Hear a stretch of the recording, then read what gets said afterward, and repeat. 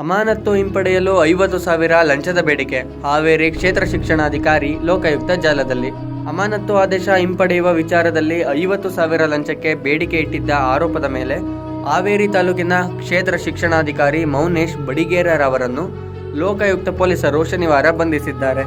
ದೂರು ನೀಡಿದ್ದ ಶಿಕ್ಷಕರೊಬ್ಬರ ವಿವರದ ಆಧಾರದ ಮೇಲೆ ಹಾವೇರಿ ಲೋಕಾಯುಕ್ತ ಪೊಲೀಸರು ಹಂತ ಹಂತವಾಗಿ ರಚಿಸಿದ ಸಿದ್ಧತೆಯೊಂದಿಗೆ ಕಾರ್ಯಾಚರಣೆ ನಡೆಸಿದರು. ಬಸವೇಶ್ವರ ನಗರದ 13ನೇ ಕ್ರಾಸ್ನಲ್ಲಿ ಮೌನೇಶ್ ನಿವಾಸಕ್ಕೆ ಹಣ ಹಸ್ತಾಂತರಿಸಲು ಆಗಮಿಸಿದ್ದ ಶಿಕ್ಷಕರಿಂದ 15,000 ಮುಂಗಡವಾಗಿ ಪಡೆಯುತ್ತಿದ್ದ ಸಂದರ್ಭದಲ್ಲೇ ಅಧಿಕಾರಿಗಳು ದಾಳಿ ನಡೆಸಿ ಅವರನ್ನು ವಶಕ್ಕೆ ಪಡೆದಿದ್ದಾರೆ. ಸ್ಥಳದಲ್ಲೇ ಮೊದಲ ಹಂತದ ವಿಚಾರಣೆ ನಡೆಸಿದ ಪೊಲೀಸರು ನಂತರ ಮೌನೇಶ್ ವಿರುದ್ಧ FIR ದಾಖಲಿಸಿ ಕ್ರಮ ಕೈಗೊಂಡಿದ್ದಾರೆ. ಲೋಕಾಯುಕ್ತ ಮೂಲಗಳ ಪ್ರಕಾರ ಕ್ಷೇತ್ರ ಶಿಕ್ಷಣಾಧಿಕಾರಿಯಾಗಿ ಮೌನೇಶ್ ಹಲವು ವರ್ಷಗಳಿಂದ ಸೇವೆ ಸಲ್ಲಿಸುತ್ತಿದ್ದರು. ಇತ್ತೀಚೆಗಷ್ಟೇ ಶಿಕ್ಷಕರೊಬ್ಬರ ಅಮಾನತು ಆದೇಶ ಜಾರಿಯಾಗಿತ್ತು. ಆ ಶಿಕ್ಷಕರು ತಮ್ಮ ಅಮಾನತು ತೆರವುಗೊಳಿಸುವಂತೆ ಮನವಿ ಸಲ್ಲಿಸಿದ್ದರು.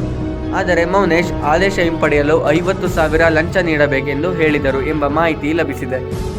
ದೂರುದಾರ ಶಿಕ್ಷಕನ ಸಹಕಾರದೊಂದಿಗೆ ಈ ಕಾರ್ಯಾಚರಣೆ ಯಶಸ್ವಿಯಾಗಿ ನೆರವೇರಿದ್ದು ಆರೋಪಿಗೆ ಕಾನೂನು ಪ್ರಕ್ರಿಯೆ ಮುಂದುವರಿಸಲಾಗಿದೆ ಎಂದು ಲೋಕಾಯುಕ್ತ ಅಧಿಕಾರಿಗಳು ತಿಳಿಸಿದ್ದಾರೆ.